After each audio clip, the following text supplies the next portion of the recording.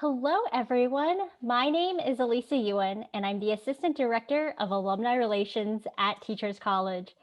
Thank you for joining us today for our Alumni Career Development webinar, which is co-sponsored by TC Next and Alumni Relations, and covers a range of career-related topics and features speakers from a variety of industries. This is one of the many ways you can stay engaged to your TC family. I'd like to quickly remind you of a few more ways you can maintain a meaningful connection with Teachers College. One, hire TC alumni and students. You can also refer prospective students to the college. Don't forget to show your pride by including Teachers College in all of your professional credentials. Please feel free to share your talent and expertise by volunteering to speak at TC events or by joining one of our alumni relations and association committees. And last but not least, when the time is right for you, support TC financially by donating to the TC Fund. We're especially grateful for the TC alumni who share their knowledge through insightful presentations like the one we're about to hear for all the TC community to learn together. And now I would like to introduce today's event presenter, alumna Alison Chaney, who will be presenting Making the Most of Corporate Conflict. Alison is an adjunct assistant professor at Columbia and a founder of a boutique management consulting practice, Walling and Associates. Alison designs and delivers customized leadership development programs, retreats, and coaching for organizations in healthcare, finance, and technology. Alison is a core facilitator for the Columbia University's Coaching Certificate Program. She's taught various courses for Columbia, such as Strategic Advocacy for the Masters in Technology Management Program and Accelerating Your Learning for Columbia Business School's Essential of Management Program. Recently, she has been helping healthcare leadership teams and physicians pivot their strategies and recover their businesses through innovation during the pandemic. She also rapidly redesigned and redeployed a major leadership development program for thousands of leaders across the globe in response to the overnight shift to virtual work. Alison received her doctorate and master's from Teachers College, Columbia University, where her dissertation focused on executive coaching and client outcomes. She enjoys helping nonprofits and ministries serve the community. Outside of work, she enjoys painting and playing guitar. Alison will be taking questions from the audience during the latter part of our event, so feel free to drop in your questions in the Q&A pane below. She has also provided a handout for today's workshop, so please make sure you have that ready. The link to the handout will be in the chat. We will be utilizing the chat throughout today's workshop, which is located at the bottom of your screen. If you have any technical or audio issues, please feel free to chat and let us know how we can help. Without further ado, please help me welcome Alison. Oh, thank you so much, Alyssa. And gosh, it's lovely to see so many familiar names in the participant list. So thank you everyone for being here today. And gosh, this is a tremendous opportunity for me to give back to Columbia after all Columbia has done for me and going through my master's, my doctorate, working at the business school full-time while getting my degree. And then of course, continuing on as an adjunct and in a consulting capacity across the university. So just so glad to be with you all. This is near and dear to my heart. And I know so many of us go through many, many conflicts in life, but gosh, who is not going through some sort of conflict right now with the global pandemic and the racial injustice and just a desire to have some sense of relief and rest amidst the constant fatigue, change, uncertainty that keeps coming our way. So hopefully this will equip you or give you some ideas or just at least name things that you're already doing so that you know you're doing it right, or you know if you can course correct. So thank you for being with me today. And in the chat throughout the session, I'm going to invite you to answer a couple of prompts just to keep you engaged. And then please do pull out that handout. So I have a hard copy here myself, and it's just a chance for you to follow along and take some notes so that you you do feel like you're engaging with the material as I'm talking you through the concepts and the ideas and the tools. So fantastic to be with you today. And if you type something in the chat and I miss it, Alyssa might alert me and let me know. And I might also just keep us moving along. So if I don't get to everything, we'll certainly make time at the end. So thank you so much for being here today. Here's what we're up to. We have a couple of main objectives. So conflict, what is it? What does it look like? And how am I and others showing up effectively and ineffectively? We want to answer that question together. And what are some strategies for productively adapting to conflict? So we're going to talk through each of these. I broke down the session into 3 main components. So there'll be 3 parts. For instance, conflict in the workplace. What is it? Like I mentioned, assessing our conflict navigation skills. And some of you may be familiar with the Thomas Kilmann instrument for conflict. And so that we're going to walk through that, and I'm going to share with you some styles that you may be showing up in, and you can kind of do your own mini self-assessment. And then we're going to think through how to adapt to conflict in various situations. What I do encourage you to do is at the beginning of the handout on the first page is I invite you to think about a conflict example to use throughout today's webinar. So if you could just think of a recent conflict that you've had or one that you're currently going through, it could be with a team member, it could be with a colleague in the organization, it could be across teams, whatever comes to mind, just pick one and stick with it. And you don't have to share too many details. I might invite you to just label a couple of things, but it won't break anonymity. So I think that will really help you make the most sense out of today's concepts and ideas. So that being said, let's get started with conflict and what is it? So as many of you probably already know, conflict can look and show up in so many different ways, especially across the whole world.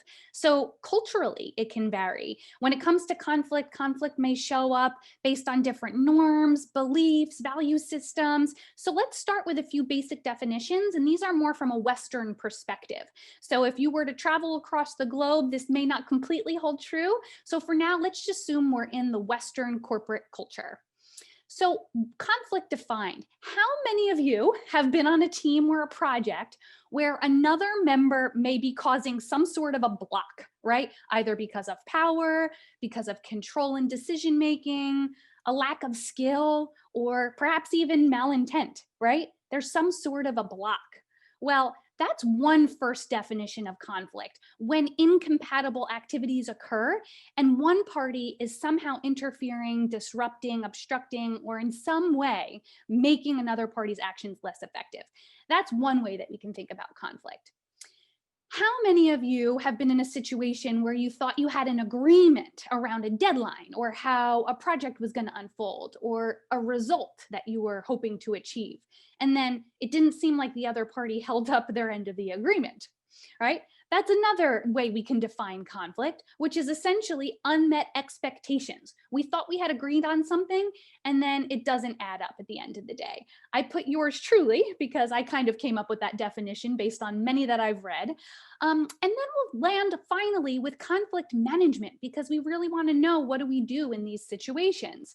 So how many of you have faced conflicts where, like in these situations, both parties took the time to notice that there was a conflict, that it was important to actually assess it, call it out, and think through it, who took ownership for their part, who took the time to understand you and how you showed up in the conflict, and then you found a way to assess the root cause and navigated through it?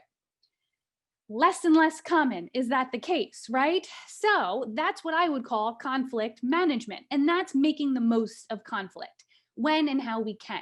Now, not all situations it's possible to do that. So we're going to talk about the situations where it is possible, and where it's not, what are your choices? Because you have essentially 5 choices in this situation, believe it or not. So that being said, why don't we now just think through different types of conflict, right? There are many different types, and we can pretty much break it down into who is involved in the conflict. So let's start with what we would call intrapersonal conflict. Intrapersonal conflict may be when I'm experiencing an internal dilemma. So for instance, I have competing or desires just within myself. So gosh, I have them every day, right? So I really want to give this project my A+ performance. And yet I'm so fatigued by the constant change and uncertainty that what I really want to feel like doing is just giving my B plus because I need a break, right? I can't always be functioning at the A plus level. So this internal dilemma can be an intrapersonal conflict. I'm sure many of you are familiar with that today, right? The second type of conflict is an interpersonal conflict. This is one that most commonly we think of between two parties, and it's when two people are just essentially not meeting each other's expectations or have found themselves in some situation where one's blocking the needs or wants of the other person. And so that's interpersonal conflict. So as you come up with your example, you can think about which one category does this fall into. The third type, there's more, is intra-group conflict. So that happens when one group is at odds with another group. So say, for instance, a sales team is really driving for results and deadlines, but the operations team is struggling to keep up or just doesn't have the same expectation and wants to instead perform on quality over deadlines. The two groups, a sales team and an operations team, may be at odds in that situation, and there's conflict between two groups. Fourth is intergroup conflict. That's when there may be multiple groups at odds with one another. And I think a really common example today in the environment that we're in is when there's political conflict, right? So we can see that even just the entire globe right now is going through a pandemic, and many are showing up with wants and desires that may be at odds or differing with one another.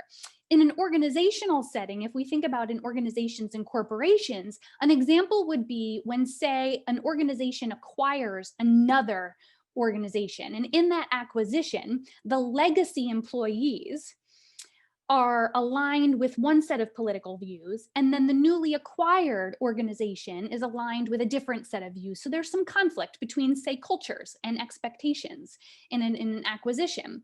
And so the teams on either side of the organization, and maybe even they might be blended and mixed at that point, there's some intergroup conflict. Lastly, there's what we call organizational and systems conflict. And I think of organizations that end up failing or going into bankruptcy as a result of conflict that has never been fully figured out and solved. And this happens so often. Reason being, because a systemic conflict causes so many symptoms and challenges throughout an organization, and it's not easy to just blame one person or one party or one team. So an example would be, say, for instance, a company like Sears. They began as one of the largest retail companies in the United States, and it grew rapidly because it did such a great job at what we called its mail-in order watch and jewelry catalog, if any of you will remember Sears. And so when the economy and the retail market started to change, the culture remained the same, and technology didn't innovate fast enough, and the reward systems and incentives for changing didn't adapt as well. And so there was conflict inside of the organization between parties who wanted to change and parties who didn't change, and rewards and incentives for innovating that just weren't syncing up, and that resulted in an organizational system of conflict. So given those types of conflict, what is your example? Feel free to type in the chat. So you hopefully have thought up an example by now that you can think through the rest of the webinar. Which one does it fall into? Go ahead and just type it in the chat, and that'll give me a sense and us a sense of what we're working with here. Great, thank you, Amy, for kicking us off with intra-group. Yeah, so you have two groups that are, having some conflict with one another. Interpersonal, Diane, thank you, very common. So between two parties. Yeah, Stephanie, interpersonal, great. So a lot of interpersonal conflict. That's really common. All right, so given those types of conflict and your example, let's now think about what could be the cause of that conflict. So understanding, we have the identifying the types of conflict, what it is, but then the activators and the causes. So I'm using those terms interchangeably, activators and causes. So go ahead and take a moment to share, if you feel comfortable in the chat, could it be because of a disagreement? Could it be because of an expectation not being met? Could it be because of a need or a desire being blocked or not met? And so feel free, if you're comfortable, just typing in an idea of why you think, great, Elise, yeah, a need not being met or it's being blocked. Exactly. So look, you're already making progress already, assessing your own conflict situation. Keep going with this. This is great. And then Emily, thanks for sharing. You believe that the two groups have a different end goals that are not aligned on some points, but are aligned on others. Fantastic. Fran, a struggle over control. Fantastic. Yeah. And then client groups having different expectations. Amy, great. And thank you for sharing, everyone. As you can see, it's easy to be pretty anonymous with this sharing. So keep going with it. So now let's think through. So since you're identifying what could be some activators for the conflict in your example, let's think about what we call positions, which are wants, and then the deeper underlying interests and needs that might actually be there and causing some of the conflict. So let's assume position A is your position in the conflict. I'll say that that's my position in the conflict. Or if you're on a team, then the team that you're on. And then position B is another group or party that you're having the conflict with, okay? And in most conflict situations, there are wants and needs not being met. Then these are usually what we argue about or what we think is making us upset. And I often think of these as the symptoms. But then, for instance, on my team, so I'll give you an example. On my team, some parties may say they want to have a chance to contribute and share an idea in the group setting without being cut off while sharing. And so we're having a communication challenge in our team. Another set of team members, so this is an intra-group conflict. So some team members want to share, others feel like they want to be efficient with the time and they want to ensure that the task at hand is being covered before we start, sharing thoughts and ideas. So this is the wants and the needs. But yet the tension in the room could be cut with a knife, right? There's obvious anger, there's obvious passive aggressive moves happening. And in a virtual environment, it's really difficult sometimes to find the time and the space to really work through what more is going on. I mean, when we were in person, it was difficult, right? So what more could be going on here?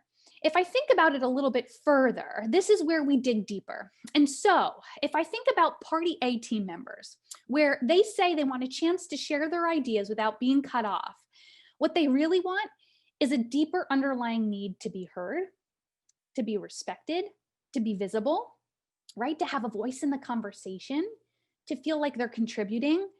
And when they don't get a chance to share, they feel like they're cogs in a wheel and they're just being used for an end result.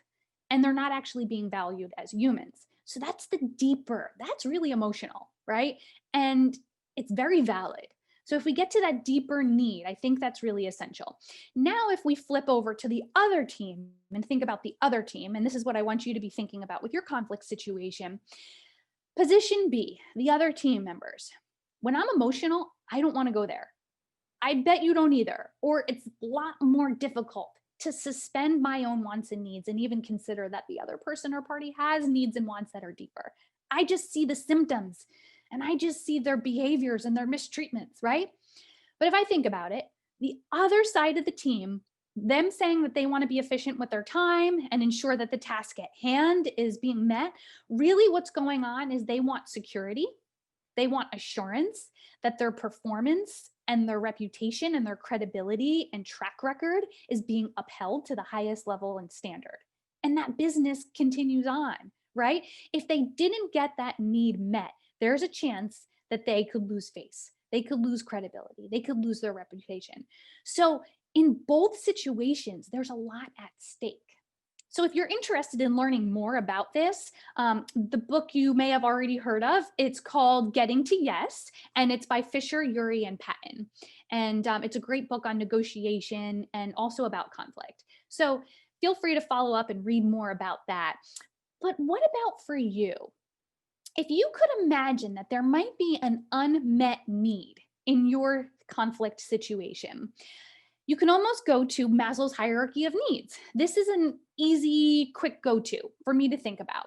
So could it be self-esteem and recognition for both party A and party B?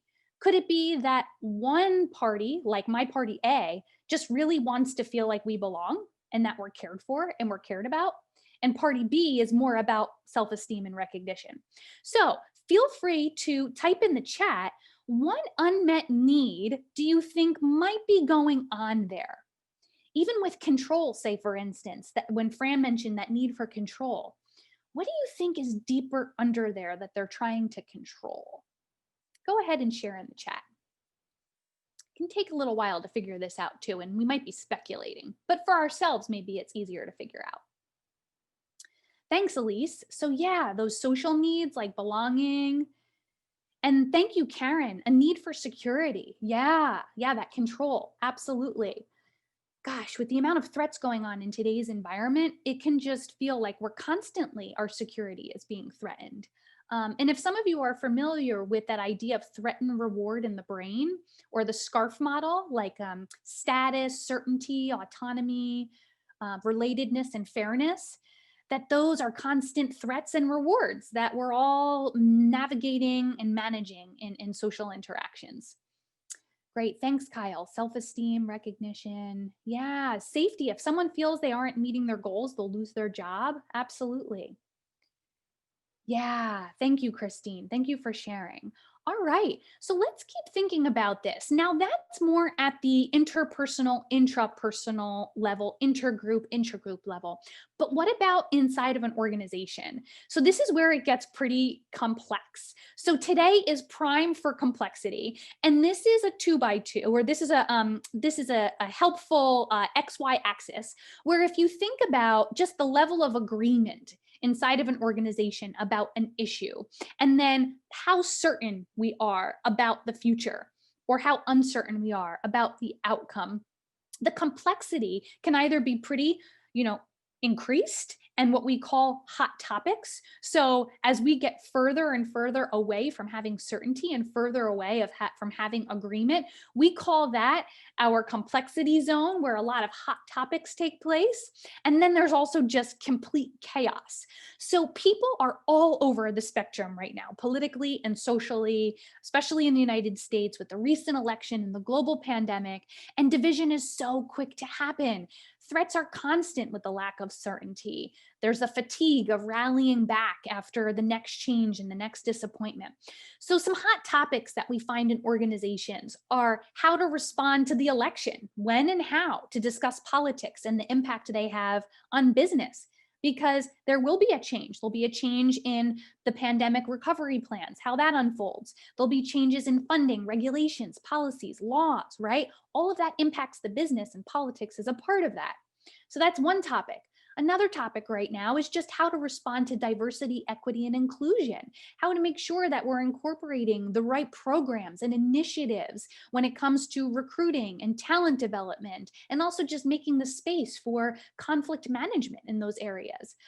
Allocating scarce resources is a third topic. We have limited budgets and tight costs are high, and our budgets are tight. So right now, to try to fill gaps, it may feel like there's gaping wounds in our organization that we're trying to just heal.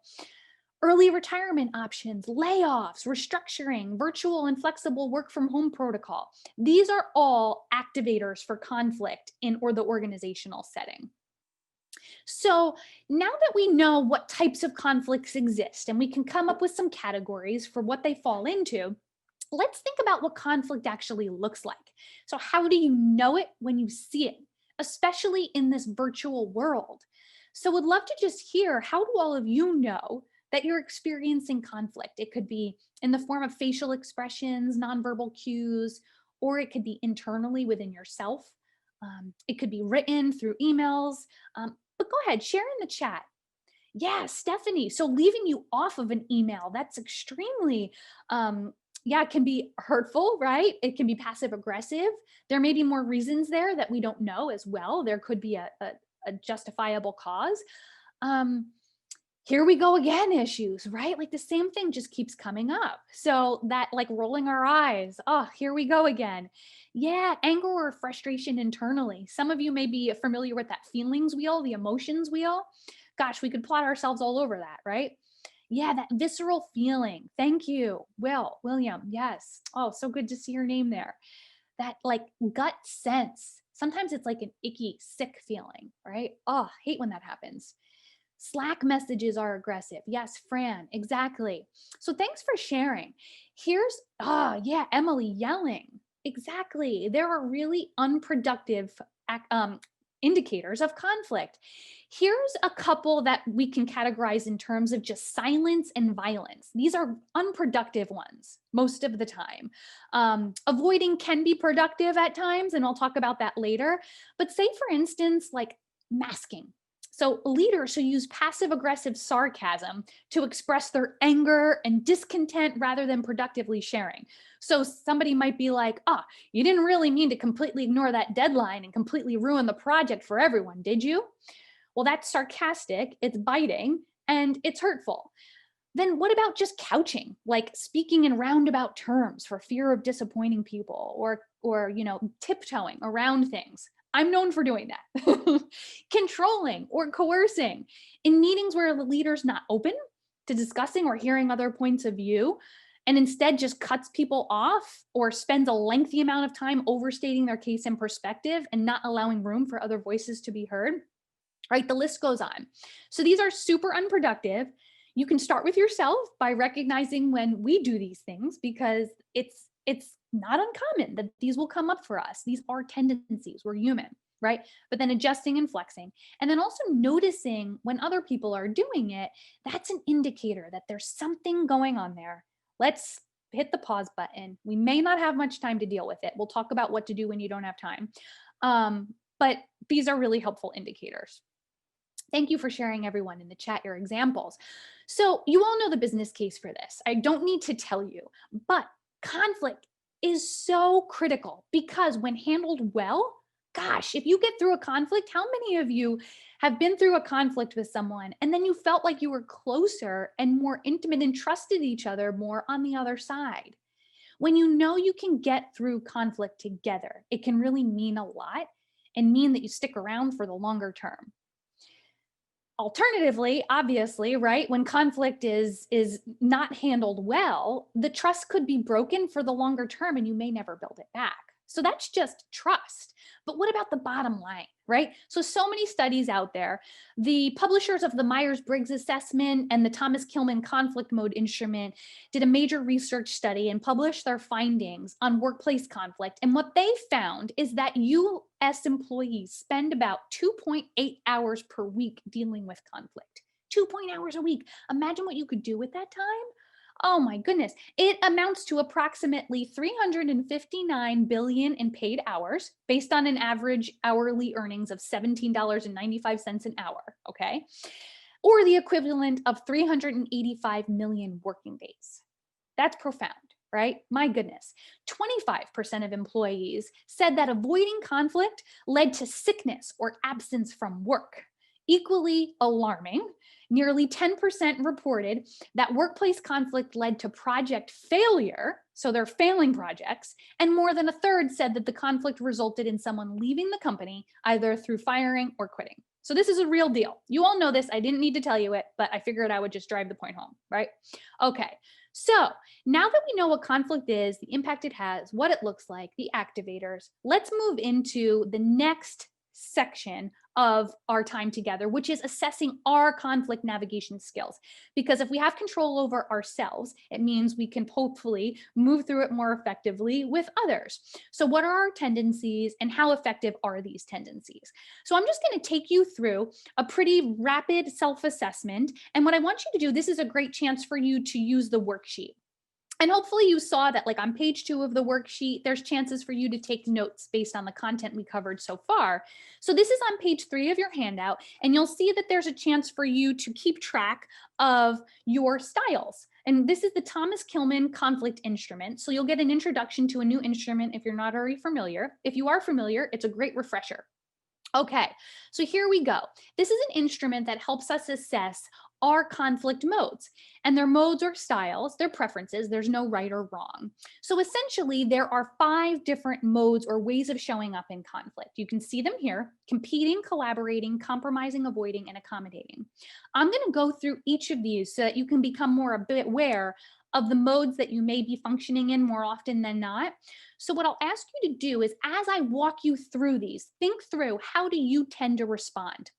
Does it seem like it's a likely one for you, that you don't use it very much, you use it on a medium basis, or you highly use this one, right? This is just a self-assessment. You can actually take this assessment and find out for sure, and I'll show you a sample report at the end.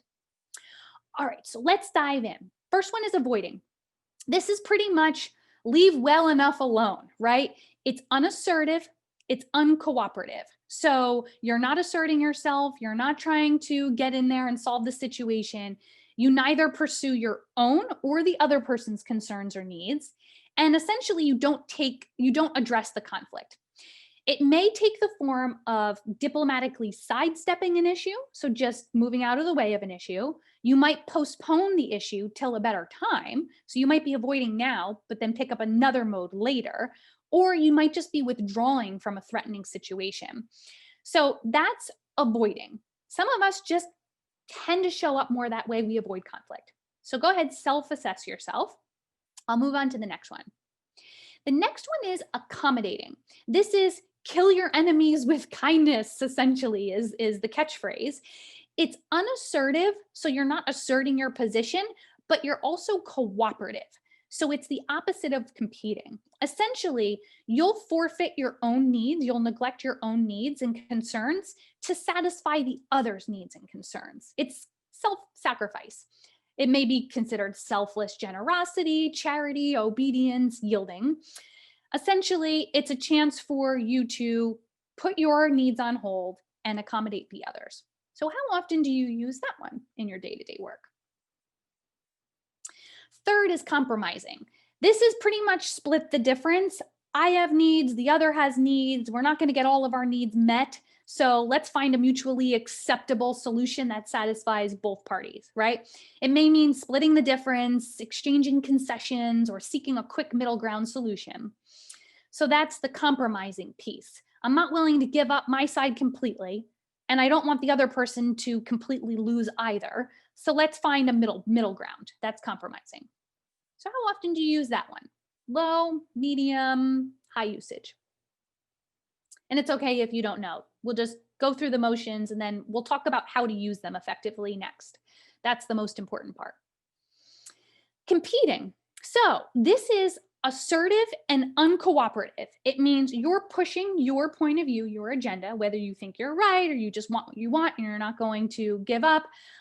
It's not cooperative in nature. So you really want to hold your ground and hold your stand on what you want. And it's a power-oriented mode. So when competing, the individual pursues his or her own concerns and the other person's expense is taken, using whatever power seems appropriate, right, to do so. And it means standing up for your rights, defending your position that you believe in. It could mean just simply trying to win. That's competing. How often are you in that mode? Some of us are really competitive in nature. And just so you know, as I go through these, there's no right or wrong because all 5 are appropriate just depending on the situation. The last is collaborating. This is the most complex mode. And the reason why I say that is because we need to have a number of factors in place. So many of us aspire and want to collaborate, but it's just really not realistic and possible because, as you see here, right, it requires trust. And when we have conflict, we may not have a lot of trust. And we also need time. And gosh, many of us have negative time right now, right?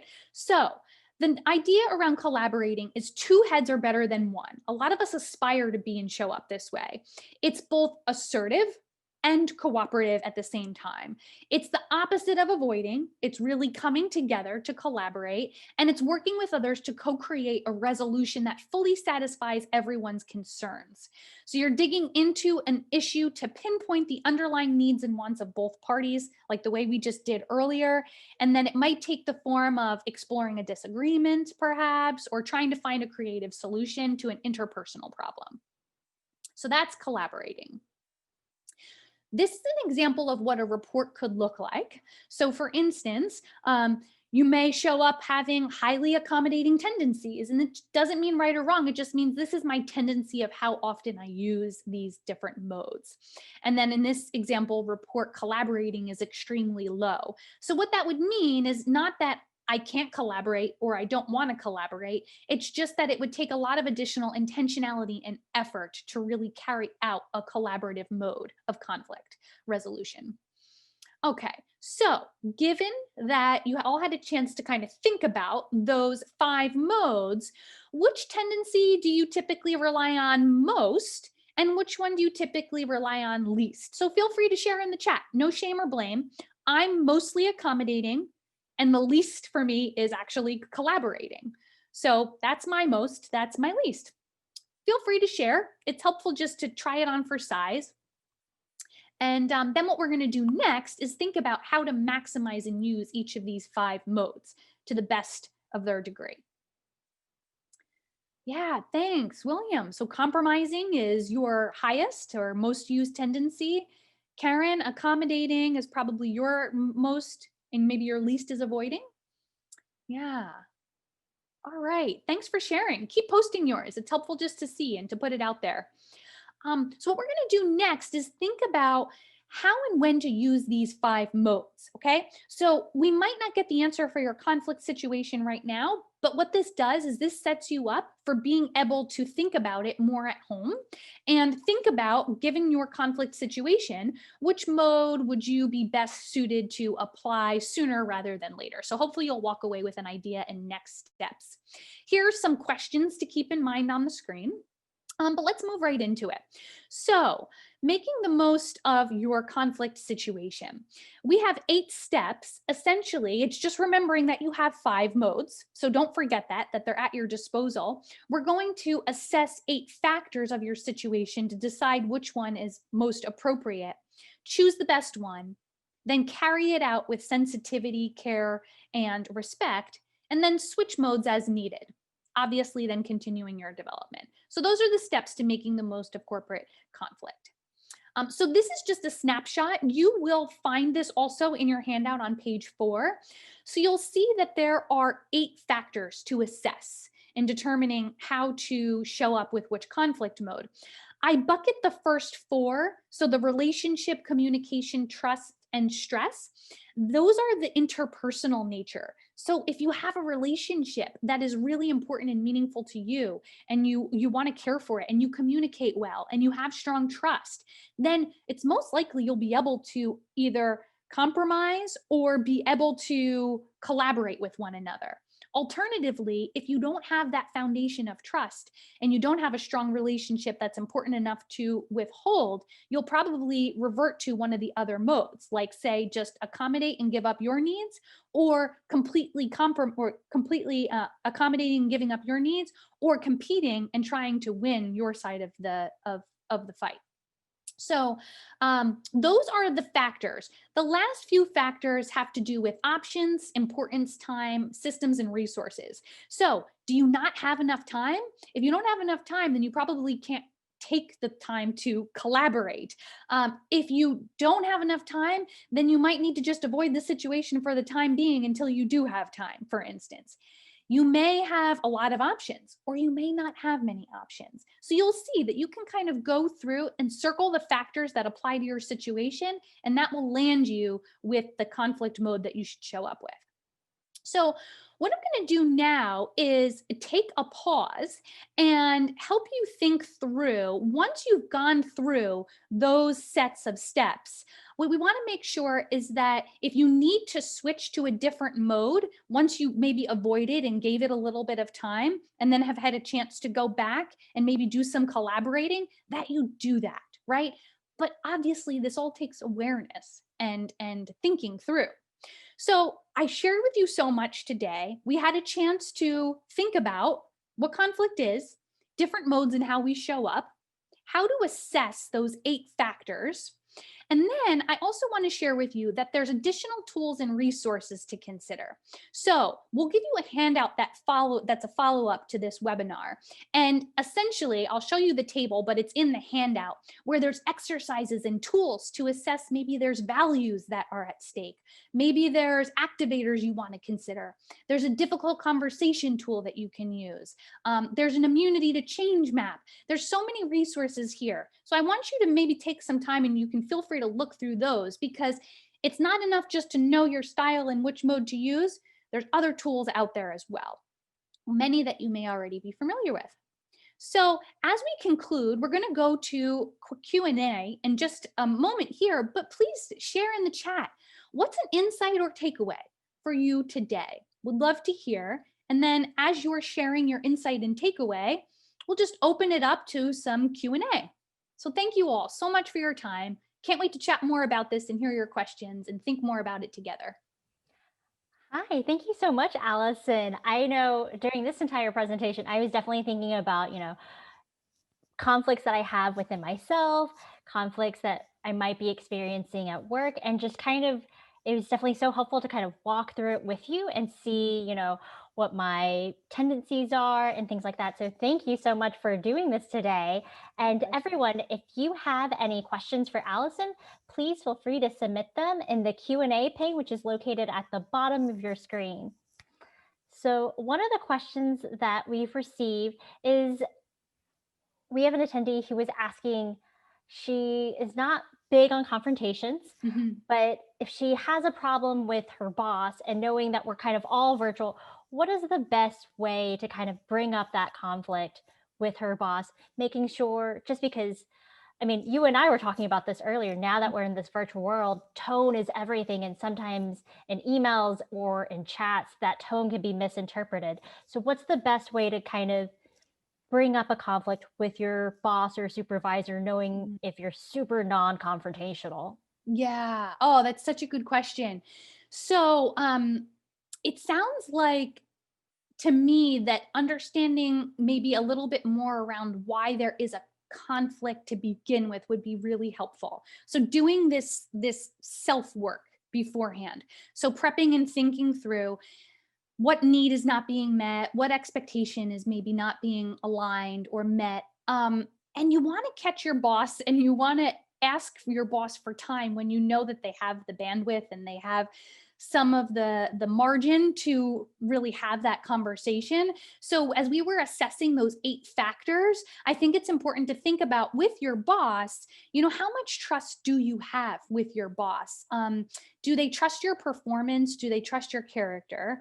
And how much do you trust their character? And how much do you trust them to show up in a way that will be loving, caring, kind, sensitive? So it might be best even to have like a coaching conversation. So one of the tools and resources I include in here is thinking through it in advance with somebody else, because I wish I could give the exact answer and formula, but just talking it out loud with somebody and thinking about it in advance before having the conversation is really, really helpful. And what I also do, what I encourage people to do is think about the intent and impact. So the intent of what I want to say and the message I want to have come across to my boss is this. The impact that it might have is this. And so, for instance, say if I'm concerned that my boss just isn't making enough time for me, and the impact it's having on me is I'm maybe losing a bit of motivation or a bit of commitment. If I were to share that with my boss, what would the impact be on my boss? Would my boss receive that as a threat? Would they receive that as a criticism? Would they fear that I might be leaving? And so sometimes when we even share and present a conflict with somebody, if we think about how it might land on them, and then maybe even demystify it as we're sharing it with them by saying, this is my hope is how you'll receive my thought. And I understand that it might land this way instead, but that's not my intent. You can almost anticipate a potential misunderstanding in sharing about a conflict. So that's just like when to share, how to prepare. And then there's the virtual component. And so in a virtual environment, oh gosh, it's just already so many of the cues and clues can be missing from a virtual engagement. But at the same time, the benefit is that it creates a little bit of a buffer too. So what I would do is for yourself, when you prepare to have that conversation, is maybe incorporate like a mindful practice before you're about to begin.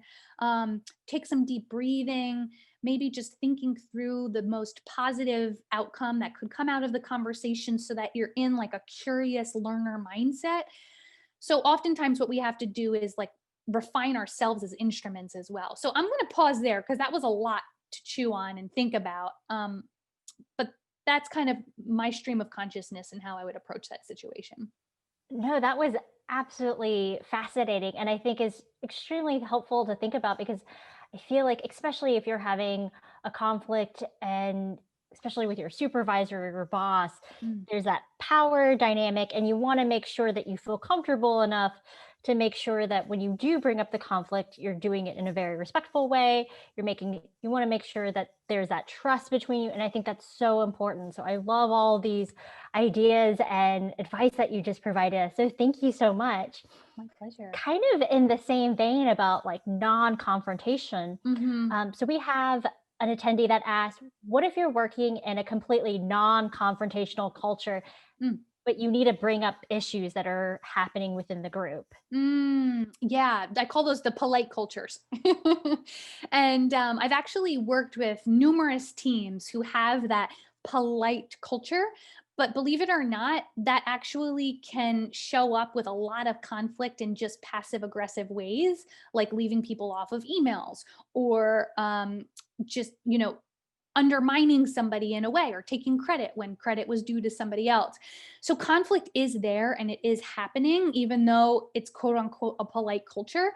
So it really starts with modeling and role modeling. So rather than impose or expect other people to show up that way, we can start with ourselves. So especially if we're in a position of leadership or somewhat of authority, is start by just modeling what it's like to call out, oh, I think I made a mistake. Here's what happened. And I could imagine that it has a pretty significant impact on all of you. How's that landing on you?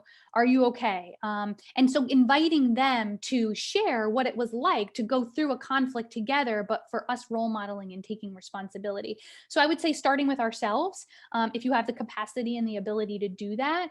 Another idea too is to maybe reach out to talent development or HR and start a conversation and a dialogue about what resources are available and what it could look like to begin to change a culture. Sometimes it starts with at the top. So leadership can go through retreats, seminars, workshops, one like this to just begin making it more of a norm and have a common language and tools to deal with conflict in an organization. And I do this with teams all the time. So it's not uncommon, it's possible, but it typically starts with the top. So Thank you, start with the self and Allison. start with the top. Mhm. Thank you so much. I Mhm. mean, knowing that you want to change an office culture is just, it seems really overwhelming. So those were such great advice for our attendees today. Not easy. The next question we have is, what role does risk play in the modes of conflict? For Mm. example, if you don't want to risk losing your job, aren't you more likely to be accommodating rather than another mode that you're inclined to use? Yes, absolutely. Kyle, great question. Yeah, so that's a factor in whether or not to bring up conflict. So I know many of times in my career and still now in different situations where I will avoid conflict because the risk is too high. And the risk meaning that people don't have the time. Trust will be broken more quickly if we actually address the conflict right now. We don't have the resources and capacity to address the conflict, and so absolutely, if the risk is too high, don't go there. If it becomes a pervasive pattern, one where you are consistently accommodating and it seems like there's no end in sight, that's when we really need to go back to the drawing board and see, well, maybe we can experiment a little bit. Maybe we do a bit more compromising where we use the tools and strategies of negotiation. So say if you read that book, Getting to Yes by Fisher, Urey, and Patton, and you think about positional needs and wants, as long as you're always putting on the perspective of the other party and making sure that you're taking the time to understand and learn about what the other party's needs are, it's hard for the other party to not then want to put on your perspective.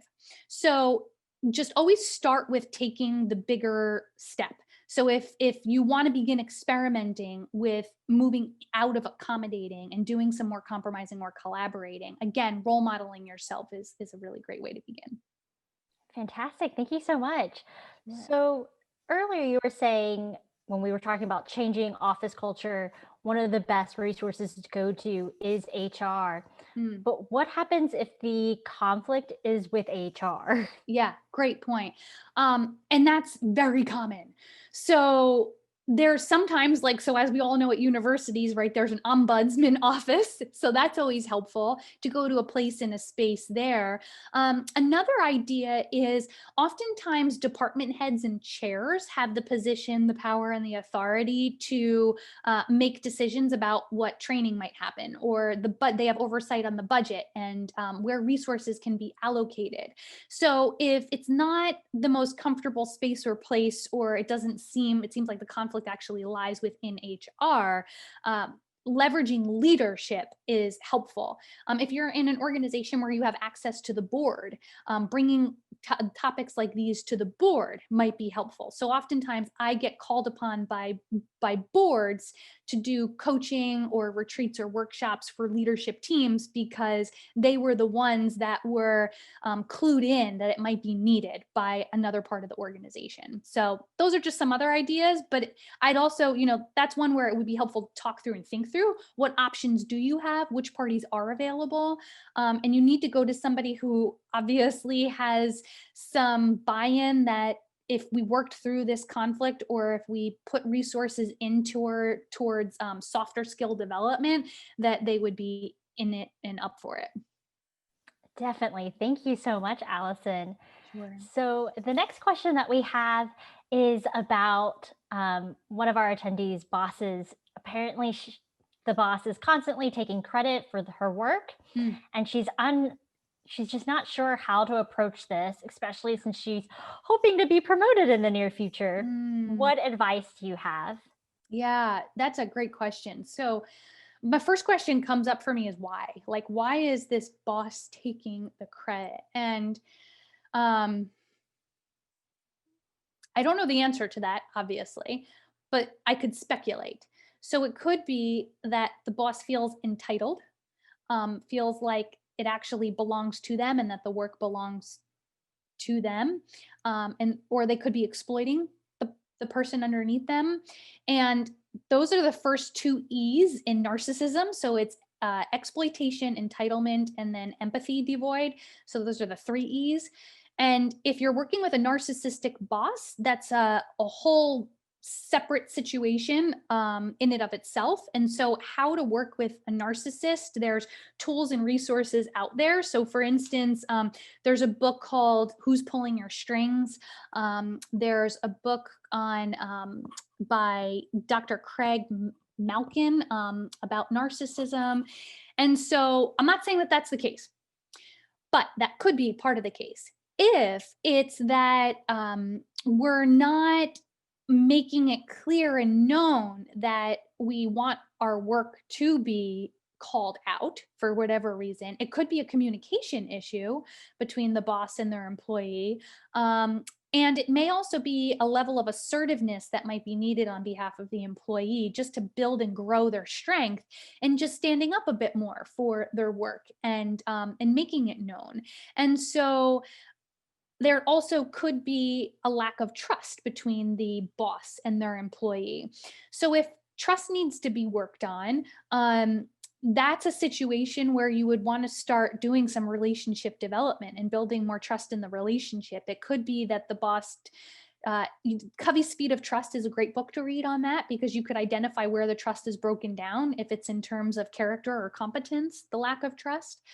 So working on the relationship, spending some more time personally, getting to know each other, building a rapport with one another, and then confronting the conflict. So at some point, or just speaking up and stepping up and taking a claim and ownership.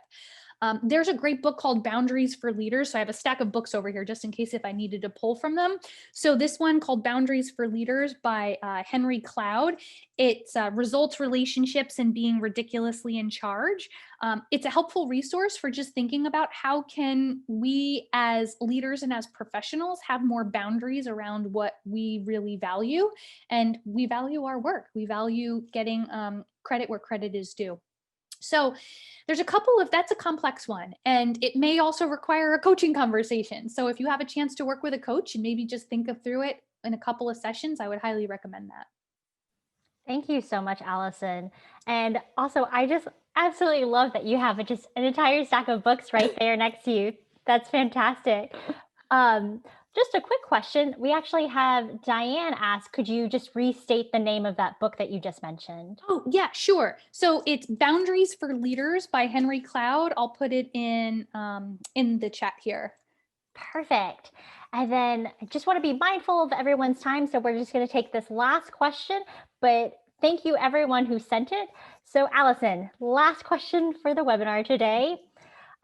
Elise wants to first thank you so much for the insightful presentation. And her question is, how would you apply this type of exercise with an international group? So she has a team that has a bunch of different cultures, and she wants to make sure that the exercise would be applicable and, and it includes all individuals from diverse corners of the world.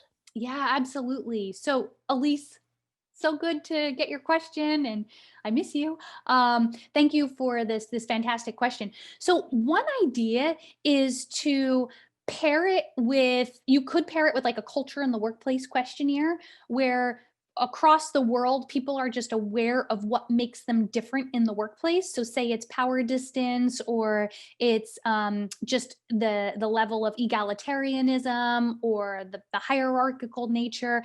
So I think you're familiar, Elise, with the CWQ, the Culture in the Workplace Questionnaire, because of the Columbia Coaching Certification Program. So that's one idea, is just to raise awareness around how we may be different in different styles in the workplace, because that impacts how we would then maybe use some of these modes. And then another idea too is to, as you're going through these 5 different modes, is think about and maybe apply whether or not confrontational level of directness is different across regions of the world. So you could start to self-rank and self-assess groups on how direct they are. Also, emotional expressiveness is another dimension that you would want to maybe self-assess. So am I emotionally expressive, or am I not emotionally expressive? There's a continuum. So there's a 2x2, and you can actually plot the world and the different countries on that 2x2 of emotional expressiveness and level of confrontation. And that may just be an additional resource to help think through which modes are appropriate on different situations because of the different styles of how you would address and show up. So I hate to bring in additional frameworks, but at the same time, that would probably be a great place to begin before bringing in the conflict modes, is just raising the level of awareness around cultural differences as a part of the speaking, as a part of the conversation with each other. That's fantastic. And I think we always hate to bring in more framework, but I think that's such an important framework to bring in when you are, in a group with people from a variety of backgrounds. So I hate that we're at time, because I feel like we could talk to you forever and have you solve all of our conflicts. But Alison, thank you so much for taking the time to share how we can figure out our own conflict styles and how we can make the most out of our corporate conflicts today. My pleasure. And they'll get that handout afterwards. Yes. The additional resources and tools. So hopefully that's useful. That's correct. So we will be sharing a recording of this webinar, as well as the handout that we did today and additional resources and a follow-up email. Please stay tuned through our emails and social media for details on future events, including Rethinking Organizational Change Management in 2020, a virtual event with alumna Erin Hilgart on December 8th. We hope to see you at future TC alumni events. And until then, thank you again for joining us and have a wonderful day. Thank Bye, you. everyone. Happy Thanksgiving.